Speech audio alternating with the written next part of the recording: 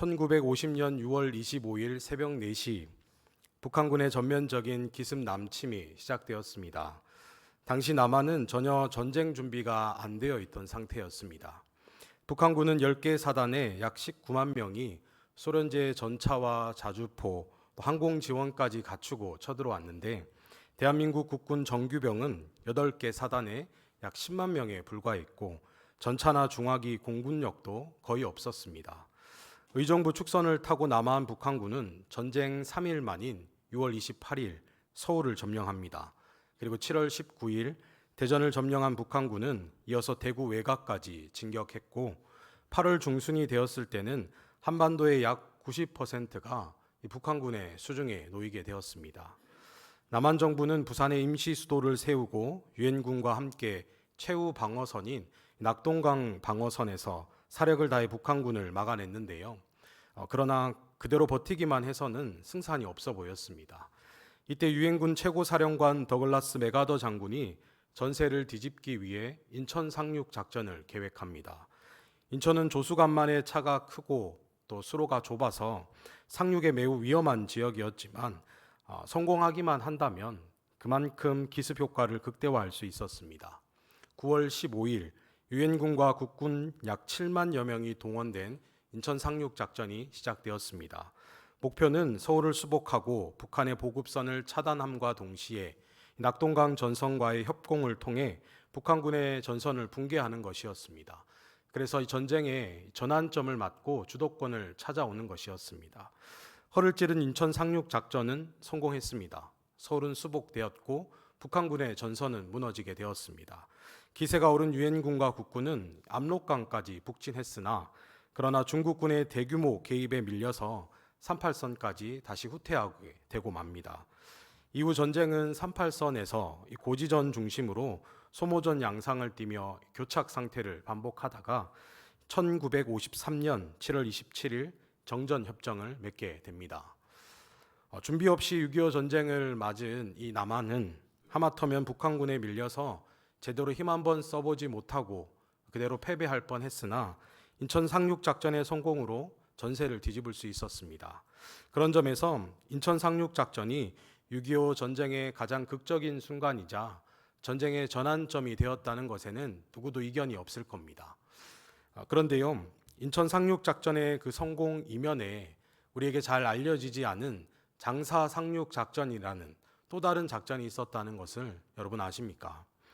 장사 상륙 작전은 인천 상륙 작전의 하루 전인 9월 14일에 경북 영덕군 장사리에서 시행된 기만 작전이고 교란 작전이었습니다.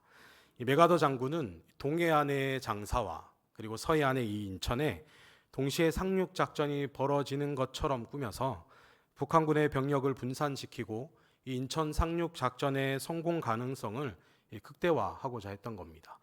결과는 성공적이었습니다. 북한은 이 장사와 인천 양쪽에서 동시다발적으로 이 대규모 상륙 작전이 이루어지는 줄 알았습니다. 그래서 이를 방어하려고 병력을 나눌 수밖에 없었습니다.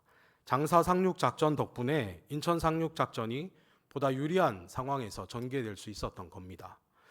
주공은 인천 상륙 작전이었고 그리고 장사 상륙 작전은 처음부터 희생을 전제로 한 미끼 작전이었습니다. 작전에 투입된 병력은 약 772명이었는데요. 간부를 제외하고는 대부분이 제대로 훈련도 받지 못한 채 전쟁에 투입된 10대 후반 또 20대 초반의 학도병들이었습니다. 작전의 성격상 철저한 보안이 생명이었기에 작전에 투입되는 학도병들에게조차 이 작전이 이 기만 작전이라는 사실이 비밀에 붙여졌습니다. 학도병들은 자신들이 이 실제 상륙 작전을 수행하는 줄 알았고 목숨을 걸고 전투에 임했습니다.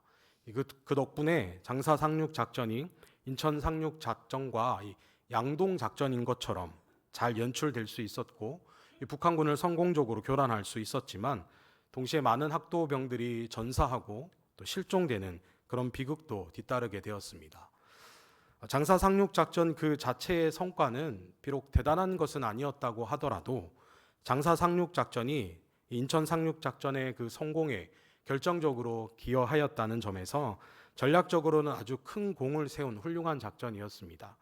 그러나 안타깝게도 장사 상륙 작전은 공식적인 작전이 아니라 기만 작전이었기에 그 공에도 불구하고 오랫동안 관련 기록과 보도가 제대로 이루어지지 못한 채 역사 속에 잊혀져 갔습니다.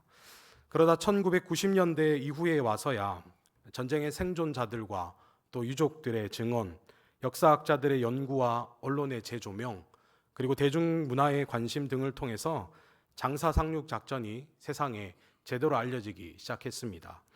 현재는 경북 영도군 장사리에 그 기념비와 기념관이 세워져 있고, 그리고 많은 다큐멘터리와 영화도 제작되어서 장사 상륙 작전에 대한 역사적인 재평가가 이루어지고 있습니다.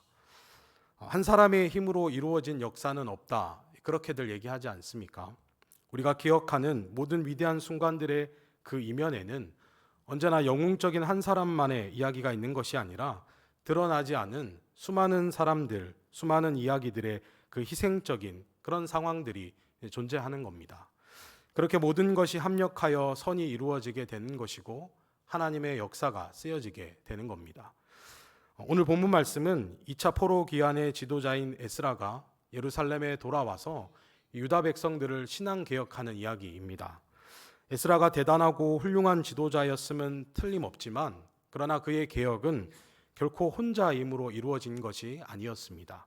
에스라의 그림자에 가려졌으나 그러나 그 개혁의 시발점이 되었고, 에스라의 개혁을 성공적으로 도와주었던 스가냐라는 숨은 인물이 있었기에 가능했던 일이었습니다. 이 시간에는 에스라의 그늘에 가려졌지만 누구보다 헌신적이고 희생적으로 유다 백성들을 개혁하는 일에 앞장서서 하나님께 존귀하게 쓰임받은 스가냐의 이야기를 조명해보며 말씀의 도전과 은혜를 나누는 시간 되기 바랍니다. 이스라엘은 하나님께서 택하신 민족이었습니다. 그리고 그들이 세운 나라는 하나님의 왕국이었습니다. 그러나 이스라엘 백성들은 하나님을 배역했고 하나님의 말씀을 따라 살지 않았습니다. 이방신들과 우상들을 섬겼고 그들의 가증한 문화를 따라 살았습니다. 그 결과 하나님께 심판받아 나라가 멸망되고 맙니다. 그러나 하나님은 심판 가운데서도 은혜를 거두지 않으시고 회복에 관한 약속을 주셨습니다. 예레미야 선지자를 통해 말씀하시길 70년이 차면 이 포로에서 돌아오게 할 거다. 그래서 그 유다 백성들을 통해 돌아온 이들을 통해 다시 하나님의 뜻을 이루어 가겠다. 하나님께서 그렇게 약속하셨던 겁니다. 하나님의 그 약속은 바사의 고레스 왕으로부터 시작됩니다. 바사의 첫 번째 왕 고레스가 왕자에 오른 첫 해에 하나님께서 고레스 왕의 마음을 감동시키십니다. 그래서 유다 백성들에게 예루살렘으로 돌아가게 하는 칙령을 내리게 합니다. 유다 백성들은 고레스 왕으로부터 너희 고국으로 돌아가서 하나님께 성전을 건축해라 하는 명령을 받게 되고요. 그래서 1차 포로 귀환자들이 예루살렘으로 돌아와 성전을 짓습니다. 그리고 성전 중심으로 모여 다시 새롭게 공동체를 이루고 살게 됩니다. 성전이 완공되었으니 이제 유다 백성들에게 하나님의 율법과 규례를 제대로 가르쳐서 하나님 백성답게 살도록 해야 하는 일이 남겨졌습니다. 그래서 하나님께서는 율법에 정통한 학자 겸 제사장 에스라를 2차 포로 기한의 지도자로 세우셔서 예루살렘으로 보내셨습니다. 당시 에스라는 왕궁에서 일하고 있었습니다. 이 바사의 5번째 왕인 아닥사스다 왕에게 깊이 신뢰를 받고 또 왕에게 신용되고 있는 중이었습니다. 그러나 유다 백성들의 신앙 교육을 위해서 에스라는 자기의 모든 배경을 뒤로하고 예루살렘을 향해 떠납니다. 에스라는 아닥사스다 왕 7년 1월 1일에 바사에서 떠나서 5월 1일 약 4개월에 걸쳐서 예루살렘에 도착합니다. 예루살렘에 도착한 에스라가 가장 먼저 한 일은 하나님의 성전을 찾고 그곳에서 하나님께 제사를 드리는 일이었습니다. 그 이후 에스라는 함께 귀환했던 지도자들을 시켜서 지금 예루살렘의 형편과 상황이 어떤지를 자세하게 살펴보게 합니다. 그리고 나서 시간이 흘러 그들에게 보고를 받게 되는데요. 그 보고는 에스라를 깜짝 놀라게 했습니다. 에스라 9장 1절과 2절 말씀입니다. 말씀 함께 보겠습니다.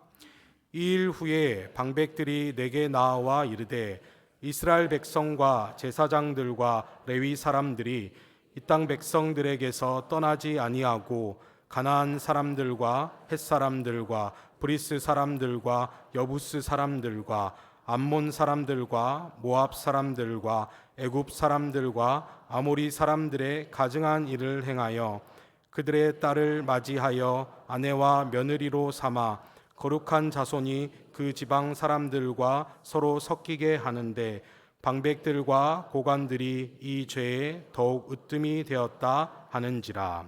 아멘.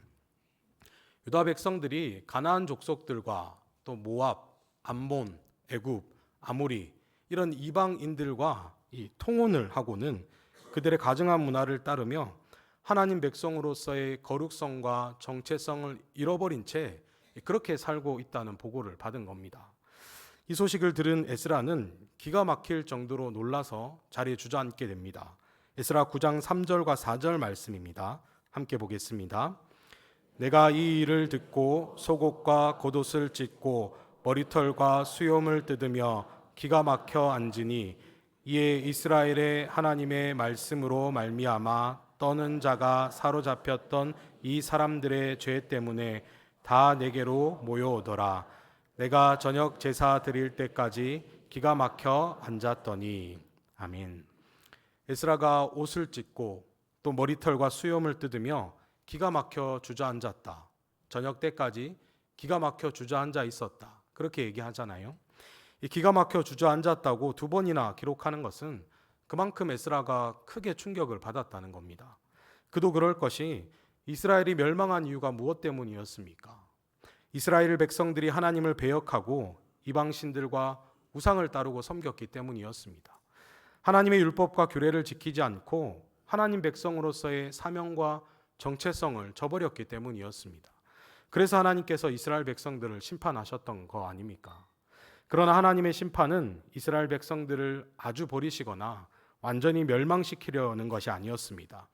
하나님은 심판을 통해 이스라엘 백성들을 꾸짖고 훈계하고 그리고 다시 정결하게 만드셔서 하나님의 거룩한 백성으로 회복시키시려고 하셨던 겁니다. 그래서 진노 중에도 은혜를 잊지 않으셨습니다. 70년이 지난 후에 유다 백성들을 다시 불러 모으셔서 성전을 짓게 하셨습니다. 또 에스라를 보내 그들에게 하나님의 율법도 가르치려고 하시는 거 아닙니까? 하나님께서는 자기 백성들의 회복을 위해서 이렇게 신실하게 일하고 계시는데, 그런데 정작 유다 백성들은 지금 뭘 하고 있습니까? 이방인들과 통혼하고 그들의 가증한 문화를 따라 살면서 멸망당했던 조상들의 그 걸음을 똑같이 답습하고 있지 않습니까? 그러니 에스라가 어찌 충격을 받지 않을 수 있었겠습니까? 에스라의 눈에는 유다 백성들의 모습에서 멸망당하기 직전에 이스라엘 백성들의 그 모습이 겹쳐 보였을 겁니다. 하나님이 유다 백성들을 언제 망하게 하여도 할 말이 없다. 그렇게 상황들이 보였을 겁니다. 더군다나 백성들에게 모범을 보였어야 할 지도자들이 앞장서서 이방인들과 통혼하고 그들의 문화를 쫓았다는 사실에 에스라는 다리가 풀려 일어날 수가 없었습니다. 그래서 에스라는 기가 막혀 주저앉은 채로 그 자리에서 하나님께 기도하는데요. 에스라의 기도에서 그의 심정을 엿볼 수 있습니다. 에스라 9장 6절, 9절, 10절 말씀을 함께 보도록 하겠습니다. 말하기를 나의 하나님이여 내가 부끄럽고 낯이 뜨거워서 감히 나의 하나님을 향하여 얼굴을 들지 못하오니 이는 우리 죄악이 많아 정수리에 넘치고 우리 허물이 커서 하늘에 미침이니이다. 우리가 비록 노예가 되었사오나 우리 하나님이 우리를 그 종살이 하는 중에 버려두지 아니하시고 바사 왕들 앞에서 우리가 불쌍히 여김을 입고 소생하여 우리 하나님의 성전을 세우게 하시며 그 무너진 것을 수리하게 하시며 유다와 예루살렘에서 우리에게 울타리를 주셨나이다. 우리 하나님이여 이렇게 하신 후에도 우리가 주의 계명을 저버렸사오니 이제 무슨 말씀을 하오리이까. 아멘. 에스라가 기도하기를 하나님 너무 부끄럽고 염치가 없어서 감히 하나님께 고개도 들지 못하겠습니다.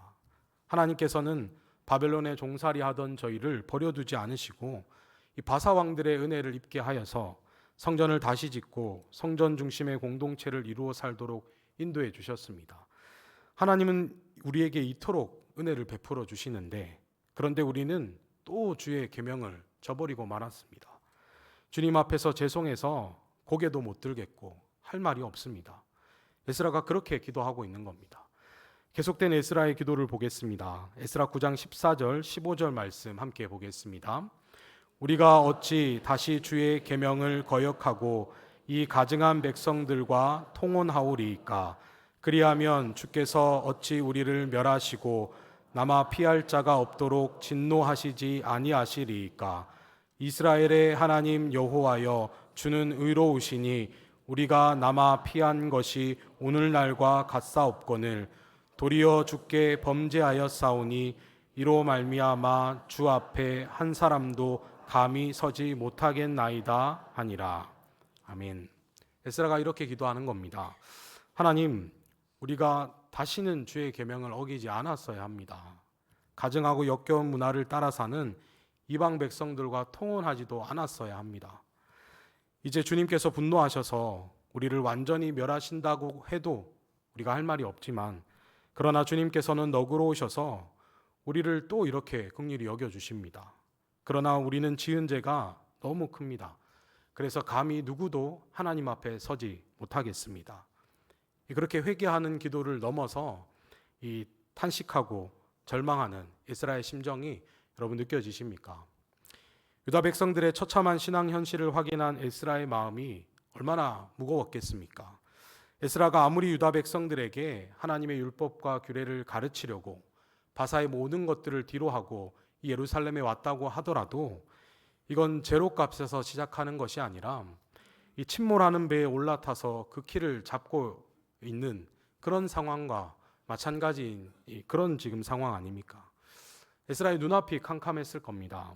통혼 문제의 경우 유다 백성들이 하나님 백성으로서의 정체성을 지키는 문제였기에 이건 인류애적으로 접근할 문제는 아니지만 어쨌든 통혼 문제를 해결하려면 결국 가정을 꾸리고 자식들을 낳아 살고 있는 그 가정들을 생입을 시켜야 하는 것 아닙니까? 이걸 어디서부터 어떻게 손을 대야 할지 에스라도 막막하지 않았겠습니까? 더욱이 백성들만 범죄한 것이었다면 지도자들과 합심해서 백성들을 어떻게든 꾸짖고 훈계해서 돌이키게 해보려는 시도를 하겠습니다. 그런데 지도자들이 통혼 문제에 더 깊이 연루되어 있었습니다.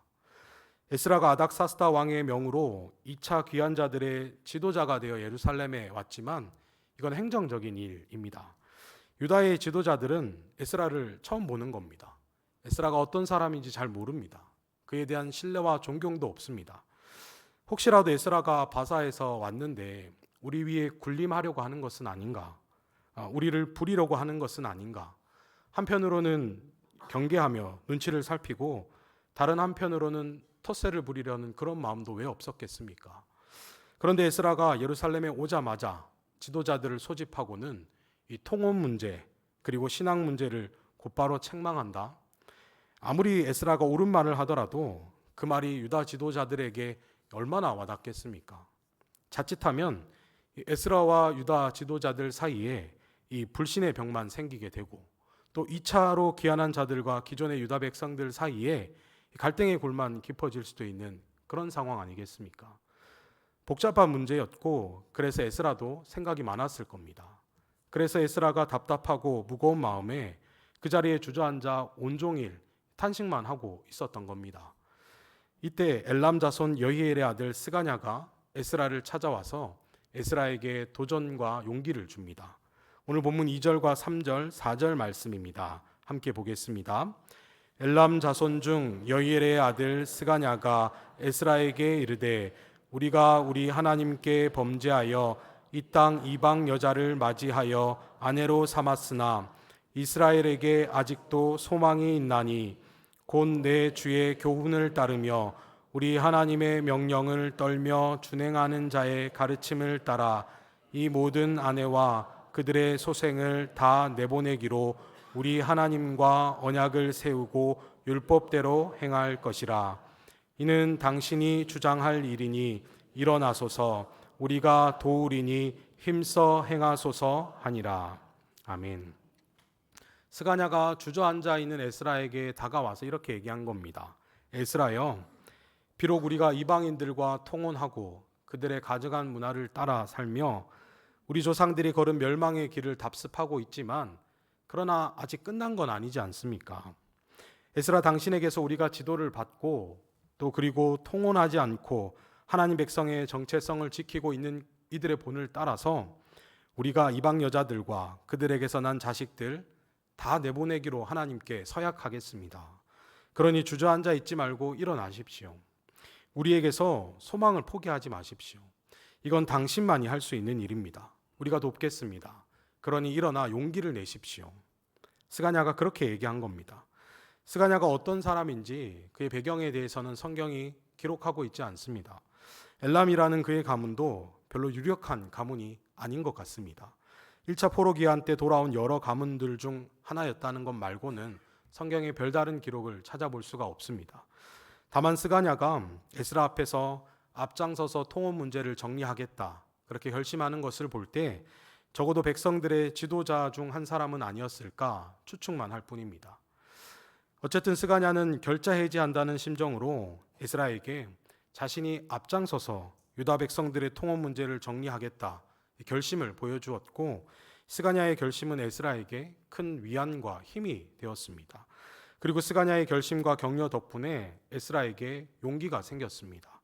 에스라는 복잡한 생각과 마음이 명료하게 정리되었고 이제 자신이 무엇을 해야 할지 보이기 시작했습니다. 스가냐의 격려와 지지로 주저앉은 자리에서 일어난 에스라는 곧바로 신앙개혁을 시작합니다. 먼저 백성의 지도자들에게 에스라가 말합니다. 너희도 스가냐가 지금 결심하는 것처럼 이 통혼 문제 정리하겠다고 이 자리에서 맹세해라. 그렇게 얘기합니다. 에스라 10장 5절 말씀입니다. 함께 보겠습니다. 이에 에스라가 일어나 제사장들과 레위 사람들과 온 이스라엘에게 이 말대로 행하기를 맹세하게 하매 무리가 맹세하는지라. 아멘. 그리고 에스라는 온 유다 백성들을 모아놓고 통호 문제, 신앙 개혁에 관해서 공표하기 전에 먼저 하나님 앞에 나아가 금식하며 기도합니다. 에스라 10장 6절 말씀입니다. 함께 보겠습니다. 이에 에스라가 하나님의 성전 앞에서 일어나 엘리야십의 아들 여호하난의 방으로 들어가니라. 그가 들어가서 사로잡혔던 자들의 죄를 근심하여 음식도 먹지 아니하며 물도 마시지 아니하더니. 아멘. 이 일들을 마치고 나서 에스라는 이제 온 유다 백성들에게 3일 내에 예루살렘에 모두 모여라 그렇게 공표합니다. 만약 이를 어기는 자가 있으면, 오지 않는 자가 있으면 그의 재산을 다 빼앗고 공동체에서 내쫓겠다 아주 강력하게 명령했습니다. 히브리력으로 9월 20일 온 유다 백성들이 예루살렘 성전 앞에 다 모이게 됩니다. 이때는 이스라엘의 추위와 큰 비가 시작되는 우기였거든요. 비가 내리고 있었습니다. 날씨가 추웠습니다. 그러나 백성들은 비를 맞고 추위에 떨면서도 한 명도 빠짐없이 성전 앞에 다 모였습니다. 에스라는 온 유다 백성들에게 너희 통혼을 정리해라. 그리고 신앙 개혁해야 한다. 담대하게 명령합니다. 에스라 10장 10절과 11절 말씀입니다. 함께 보겠습니다. 제사장 에스라가 일어나 그들에게 이르되 너희가 범죄하여 이방 여자를 아내로 삼아 이스라엘의 죄를 더하게 하였으니 이제 너희 조상들의 하나님 앞에서 죄를 자복하고 그의 뜻대로 행하여 그 지방 사람들과 이방 여인을 끊어버리라 하니. 아멘. 지도자들에게는 이미 통혼 문제 정리하겠다고 맹세를 받았지 않습니까? 이제 백성들에게 그 일을 명령했습니다. 백성들도 에스라의 명령에 순종하겠다 그렇게 약속합니다. 에스라는 가문마다 대표를 세우고 통혼한 가정을 파악하도록 조사를 시킵니다. 10월 1일에 시작된 이 조사는 3개월이 걸려서 이듬해 1월 1일에 마치게 되었습니다. 에스라 10장 18절 이후부터 마지막 44절까지의 내용은 유다 백성들 중에서 이방 여자들과 통혼한 이들의 명단이 기록되어 있고, 그리고 이 명단은 곧 통혼을 정리했다는 기록이기도 합니다. 한 가지 눈에 띄는 것은 이 통혼자 명단에 스가냐의 아버지인 여히엘의 이름도 있었다는 겁니다. 에스라 10장 26절 말씀입니다. 함께 보겠습니다. 엘람 자손 중에서 마따냐와 스가랴와 여히엘과 압디와 여레못과 엘리야요. 아멘. 스가냐 본인은 이방 여인과 통혼하지 않았지만 그러나 그의 집안에도 통혼 문제가 있었는데 그 아버지가 이방 여인과 통혼을 했던 겁니다. 이 자식 입장에서 아버지의 통혼 문제를 언급하며 그걸 바로 잡겠다고 하는 것이 얼마나 불편하고 또 부담되고 어려운 일이었겠습니까? 그러나 스가냐는 에스라 앞에서 결심했던 대로 자기 집안에서부터 이 통혼 문제를 정리해 나갔습니다. 이로써 에스라는 유다 백성들의 대대적인 통혼 문제를 정리하며 신앙 개혁을 이루어냈습니다. 에스라의 신앙 개혁은 탄식하며 막막하게 주저앉아 있던 모습으로 시작되었지만 일어나 개혁을 시작한 다음 순간부터는 조금의 고민이나 주저함이나 망설임이라고는 없었습니다. 에스라는 아주 용감하고 담대하게 유다 신앙의 개혁을 이루어내었고 유다 백성들에게 드리웠던 멸망의 그림자를 말끔하게 지워냈던 겁니다. 이 탁월한 지도자인 에스라였기에 가능했던 일이었지만 그러나 에스라 혼자서 이룬 일은 아니었습니다. 여러 동력자들의 협력과 백성들의 순종이 있었기에 가능했던 일이었습니다. 그리고 무엇보다 에스라에게 용기를 주고 그를 격려했던 스가냐가 있었기에 가능했던 일이었습니다. 유다 백성들의 통혼 문제를 정리하고 신앙의 개혁을 이루어낸 그 에스라의 뒤에는 스가냐라는 인물이 있었던 겁니다. 이쯤 했으면 스가냐도 에스라만큼은 아니더라도 사람들에게 주목도 좀 받고 유명해졌을 만도 하지 않겠습니까? 그런데 성경에는 이후 스가냐에 대한 별다른 기록이 안 나옵니다. 어떤 주목도 유명세도 없었다는 거죠. 스가냐가 에스라에게만 이 모든 공이 돌아가고 자신은 에스라의 그늘에 가려진 것을 아쉬워했을까요? 그렇지 않았을 겁니다. 스가냐는 분명 자신의 위치에서 유다 백성들의 회복을 위해서 에스라와 동력하고 그로 인해 신앙개혁에 성공했다는 사실에 감사해하고 행복해했을 겁니다. 그로 인해 신앙개혁을 이루어낼 수 있어서 그것만으로도 스가랴는 감사하지 않았겠습니까? 그리고 그런 그의 이름을 하나님께서 기쁘게 기억하셨고 지금도 기억하고 계실 줄 믿습니다. 여러분은 한 번 사는 인생 무엇을 소망하고 추구하며 살고 계십니까? 한 번 사는 인생인데 대박 한번 터트려 봐야지. 대단한 성공 한번 이루어 보겠다. 그런 마음의 소원들이 혹시 있으십니까? 인생의 참된 가치와 행복은 대단하고 큰 일을 좇는 것이 아니라 스가냐처럼 부름받은 자리에서 주어진 일에 최선을 다하며 살다가 하나님의 역사 속에서 한 퍼즐이 되고 그 이름이 하나님께 영원토록 기억되는 것, 여러분 그것이 우리의 인생에 가장 의미 있고 복된 것인 줄 기억하실 수 있기 바랍니다. 사람은 그가 맡은 일의 이 규모, 경중 이런 걸 따져서 누가 더 큰 일을 했는지, 누가 더 큰 사람인지 따지기를 좋아합니다. 그래서 우리가 그 큰 사람이 되려고 애를 쓰며 살아갑니다.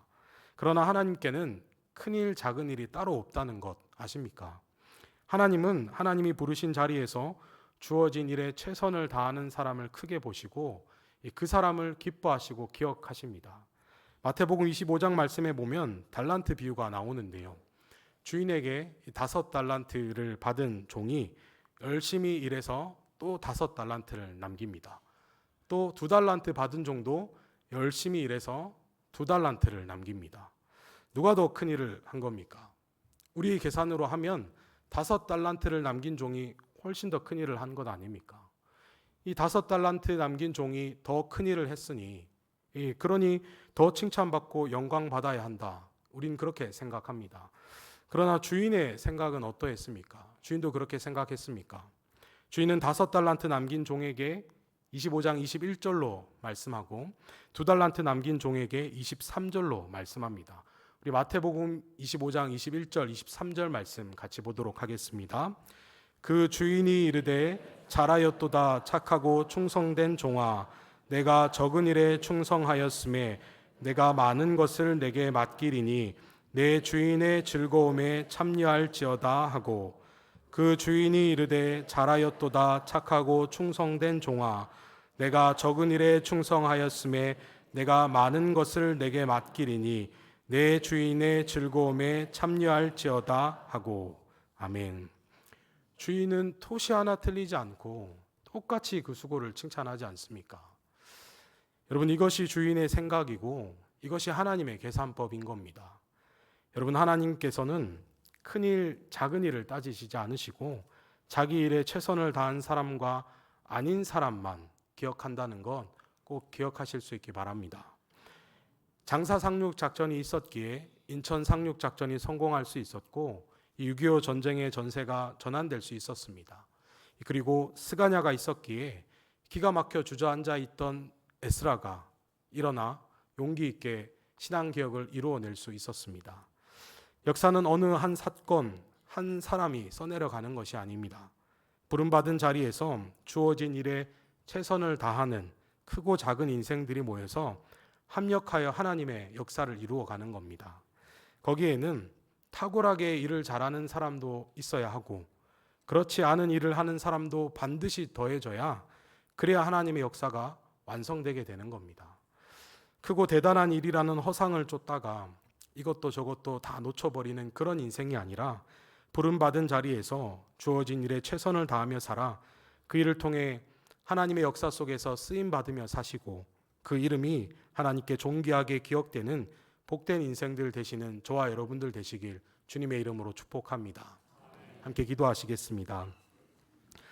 아버지 하나님, 우리는 내가 부름받은 자리와 내게 주어진 일은 가볍게 여기고서 더 크고 특별한 일을 찾고 좇을 때가 있습니다. 그러나 하나님께는 크고 특별한 일이 따로 있는 것이 아니라 내가 부름받은 자리에서 주어진 일에 최선과 성실을 다하고 하나님의 성품과 성령의 열매가 드러나도록 일하면 우리가 하는 그 일이 하나님의 역사를 이루는 복되고 아름다운 일이 되게 하심을 깨닫습니다. 크고 작음과 관계없이 어떤 일이든 맡겨진 일에 늘 충성하여서 하나님께 기억되는 인생, 하나님 나라의 귀한 역사 속에서 쓰임받으며 살아가는 저희의 삶이 되게 하여 주시옵소서. 감사드리며 예수님의 이름으로 기도드립니다. 아멘.